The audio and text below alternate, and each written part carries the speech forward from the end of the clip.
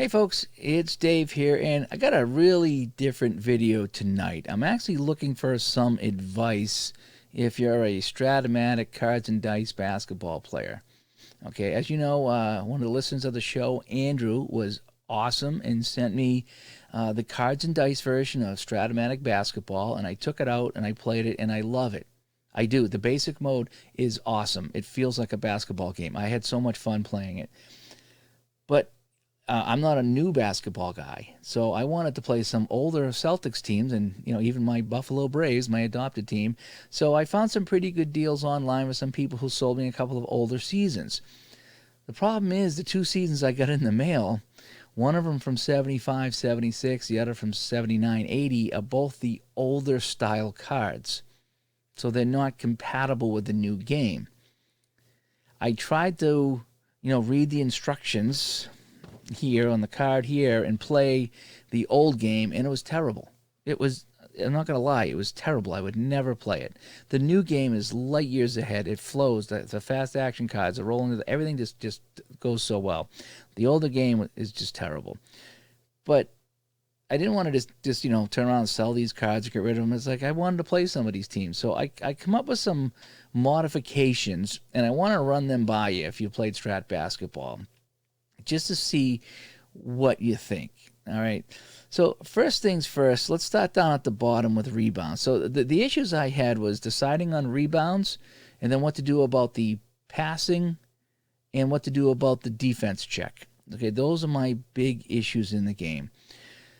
So let's start with rebounds. What I decided to do is, because the rebound numbers are all different, I'm looking at the basic side of the card, and the numbers are larger. Okay, on the back, they actually have offensive and defensive rebounds, is what I should be checking. But where's this game? It's such a long game to play. Every time I had to check for a rebound, if I had to flip over two cards and look at, forget it. It just disrupts the flow of the game. So I decided I would just look at the front of the card, and I would use those numbers. So if the rebound goes to a defensive whatever position, 1 or greater, I'm going to give it to the defensive player automatically. And the same with the offense. If it says offensive center, if it's a 1 or better. Now, this is off the newer cards, okay? I have no way of relating this to the older cards. But if it's a 1, I'm going to automatically give it to the offense.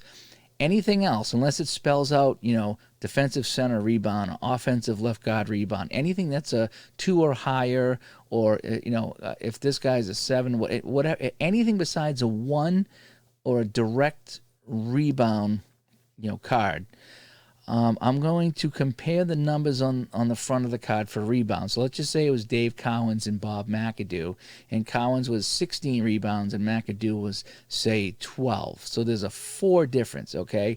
So Cowens has a 4 difference. Depending who's on defense, I'm giving them a +1 to their number, just to give the defense a little bit of advantage on the roll. So, and then what I would do, so if Cowens was on offense and McAdoo was on defense, so instead of Cowens being 4 better, he's now only 3 better. And then I'm going to go to the rebound chart. Don't know if you can see that, but that is the Strat rebound chart. It's very similar to the face-off chart in hockey. So going by this chart, the rebounding difference was 3 for Dave Cowens. So I would roll the 20-sided dice, and a 1 to 12 would go to Cowens, and 13 to 20 would go to McAdoo. So that's the modification I come up with on rebounds. So if it doesn't spell out exactly who it is, if it's a defensive 1, it's automatically defense. If it's offensive 1, it's automatically offense. Anything else, I'm going to look at the rebound on the front of the card. I'm going to give 1 to the defense. I'm going to roll the 20-sided dice and treat it like a face-off in hockey. Let me know what you think of that. Let me know if that's good or if I should tweak anything. But again, the cards are not compatible with rebound numbers, and I really don't want to be flipping over the back of the card all the time. So that's how I did rebounds.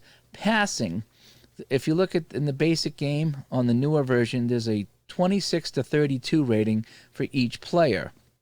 And when you flip over the fast action card, it tells you what number to look at. I went through the deck, and there's only 126 for each team in the deck. So it's only possible to get one of those a quarter. On the players' cards, 26, sometimes 27 was a turnover, but it wasn't all that common. So I didn't know what to do with that. So to simplify it, I just said if you happen to control the ball and you flip that one card to the 26, it's going to be a turnover automatically. Anything else, 27 to 32, is going to be a pass and a shot. So that's how I'm handling the passing portion of this modification. Now's where it gets a little crazy, into the defense. So as you know, if you flip the card and it says, defense, and it gives a number. 1 to 15 is kind of a play, and 16 to 25 is the guy took a shot, and you're checking the shot, whether it's good or not. So let me start with the shot first of all. What I did is on the older cards, they're rated 1 to 4 for defense, 1 being the worst and 4 being the best, I believe. So I just created a sliding chart. So if you're taking a shot, so if you flip the card and it says defense 21, that's the shot check, right? I look at who's defending you. If he's a 1 or a 2, the shot is good. If he's a 3 or a 4 defender, then the shot is no good. As you can see, 21 falls in down here under no good. So that's how I resolve the shot good and no good on the defensive check. Also at the top, I did a sliding scale for the defense, 1 being the worst and 4 being the best, where 1 could never steal. 2 could get a steal, but it wouldn't be a steal in an open shot with a 1. And then over here, as you get better on defense, the chances of steal are better. Also, the chances to shoot are greater on a 1. So if you're playing a 1 defense and you flip it and says defensive 11, you'll get a shot. You'll be able to take a shot on defense 1 and 2, but not defense 3 and 4. And 11 here, you'd have to pass it to somebody. So I did a sliding scale, as you can see, as you get further up on the defense, meaning that the defender is better. So if I defensive check 12 and it's he's a 4 defense, you're going to have to pass. You did not get the shot. So it's tougher to shoot on a good defender, and the chances of him stealing are better. So that's how I handled the defensive part of that, is I just went on a sliding scale. So I just played a first quarter between 1975 Boston and 1975 Buffalo, the Braves. And it was a fun first quarter, and this actually worked better than I thought. Boston was leading. The lead went back and forth. It was pretty fun. I think Boston's leading 25-19 after the first quarter, and it's fun. And I guess that's the main thing, is it's fun. And I don't know how accurate this is because, like I say, I'm trying to bring cards that don't really work with the new system into the system. So I just went with some basic rebound numbers and basic defensive numbers and put it on a sliding scale. So if you do play Strat Basketball, let me know your thoughts on this. I'm still tweaking it a little bit, but so far what I've played, I've enjoyed. So at least I can use the older cards. So hopefully I'll pick up some newer seasons and I won't have to do any of this. But so for the 75 season and the 79 season, there's no 3-pointers. I don't have to worry about that. So that's what I'm doing. I mean, that's what I'm doing for rebounds, my passing, and my defense. And also, like I said, I'm using the rebound chart. And if it's not spelled out or with a 1 or exact player. So, yeah, let me know what you think, guys. I'd like your feedback on this. If you see something that's out of whack, let me know.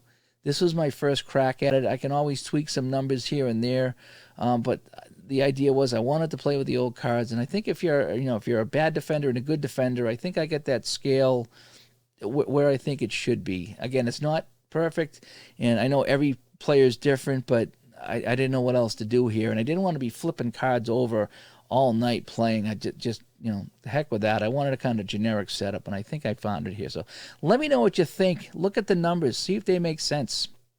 Because I'm not really a basketball guy, but I just kind of went, mathematical on this and just slid the scale. So if something's out of whack, let me know. Any suggestions, let me know. If you like it, let me know. I had fun, so for me, that's all that matters. But I did want some feedback as I try to play the old cards with the new system, because the old system, I would never play the old system. Don't even try to say play the old system. Don't even try to explain it to me. I wouldn't play it. I don't like it. I like the new system, but I want to use the old cards. This might be a solution. So I'm Dave.